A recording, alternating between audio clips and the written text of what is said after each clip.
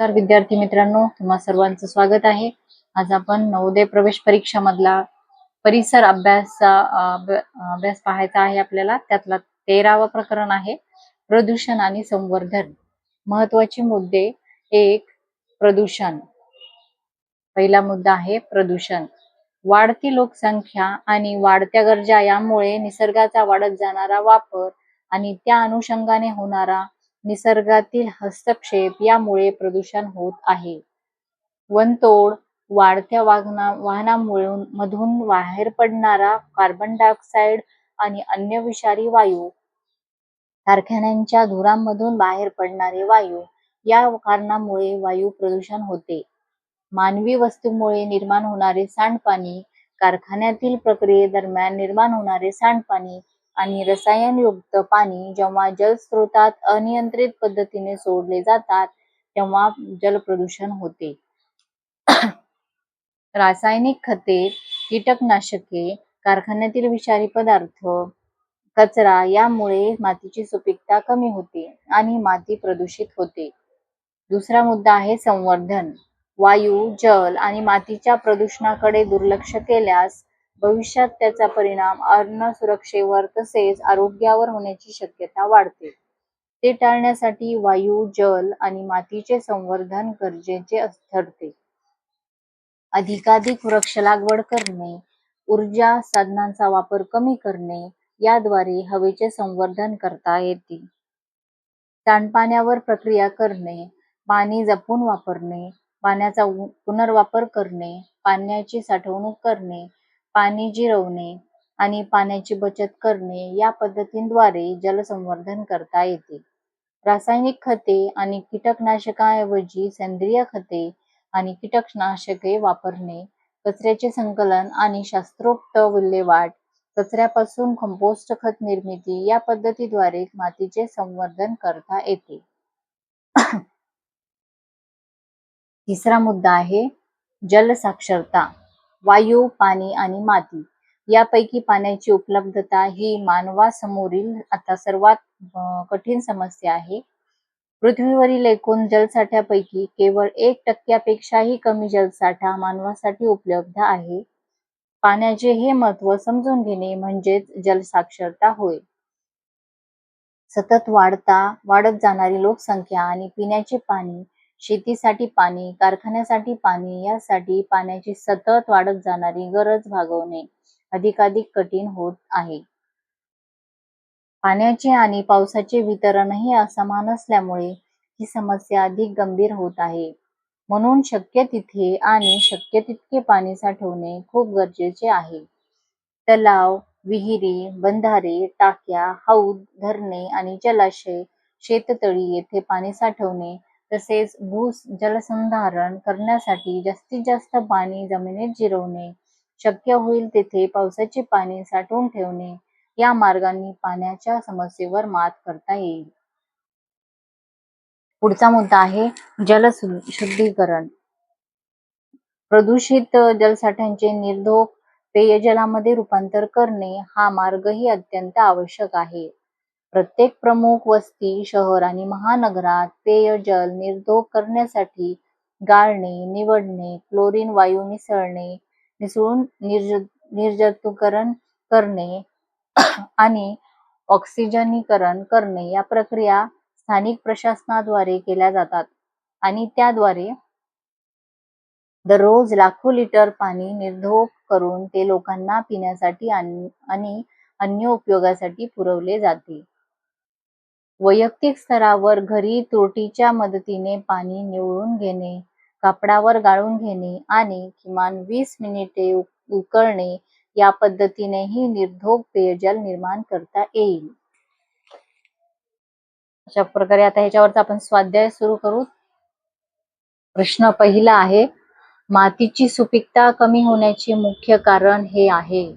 ए. पावसाचे असमान वितरण, बी. कारखान्यांच्या धुरांड्यातील विषारू वायू, सी. रासायनिक कीटकनाशके आणि डी. वृक्ष लागवड. तर याचं उत्तर आहे पर्याय क्रमांक बी, कारखान्याच्या धुरांड्यातील विषारी वायू. दुसरा प्रश्न, पुढीलपैकी कोणता मार्ग हा जलसंवर्धनाशी निगडीत नाही? ए. सांडपाण्यावर प्रक्रिया करणे. बी. पावसाचे पाणी जमिनीत जिरवणे. सी. बंधारा बांधून पाणी अडवणे. डी. कचऱ्यापासून कंपोस्ट खत निर्मिती करणे. याचं उत्तर आहे पर्याय क्रमांक 4 म्हणजेच डी. कचऱ्यापासून कंपोस्ट खत निर्मिती करणे. तिसरा प्रश्न, पुढीलपैकी कोणते कारण हे वायू प्रदूषणाचे मुख्य कारण आहे?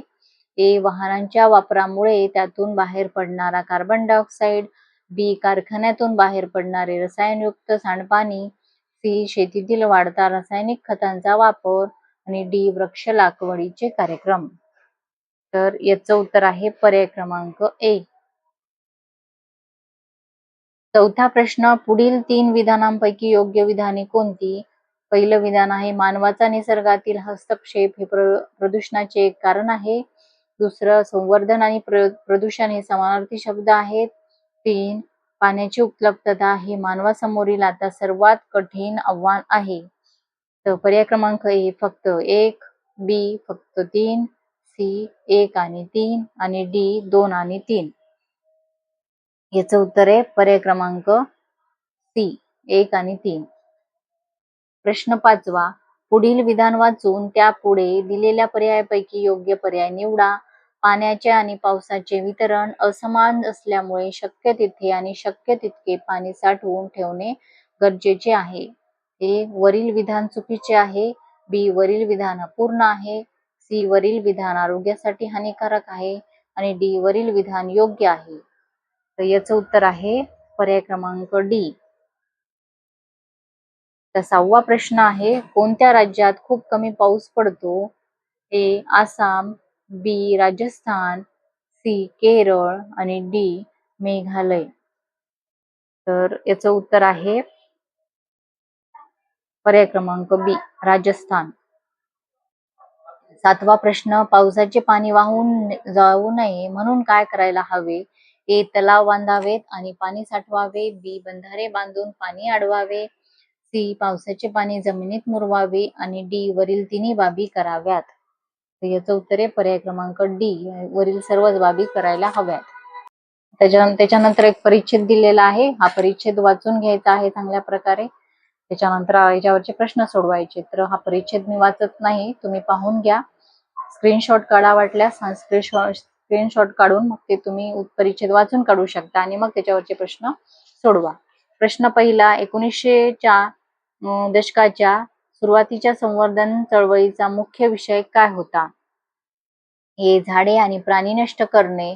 बी. मानवी फायद्यासाठी नैसर्गिक संसाधनांचा सुज्ञ वापर करणे. सी. केवळ नवीन शहरे बांधणे. डी. प्राण्यांना मानवापासून दूर ठेवणे. त्याचं उत्तर आहे पर्याय क्रमांक बी. दुसरा प्रश्न, नैसर्गिक संसाधने जपण्यासाठी कोणी अनेक पावले उचलली? ए. फक्त प्राण्यांनी. बी. परदेशी लोकांनी. सी. केंद्र सरकारने. डी. लहान मुलांनी. याचं उत्तर आहे पर्याय क्रमांक सी. केंद्र सरकारने. तिसरा प्रश्न, या काळात वनस्पती आणि प्राण्यांकडे प्रामुख्याने कसे पाहिले जायचे? ए. धोकादायक प्राणी म्हणून. बी. केवळ मनोरंजनासाठी. सी. स्वतंत्र हक्क असलेल्या प्रजाती म्हणून. डी. मानवी कल्याण वाढवणारे साधन म्हणून. याचं उत्तर आहे पर्याय क्रमांक डी. चौथा प्रश्न, संवर्धनवादी काय टाळण्याचा प्रयत्न करीत होते? ए. संसाधनाची नासाडी. बी. निसर्गात खेळणे. सी. झाडे लावणे. डी. प्राणी पाळणे. याचं उत्तर आहे पर्याय क्रमांक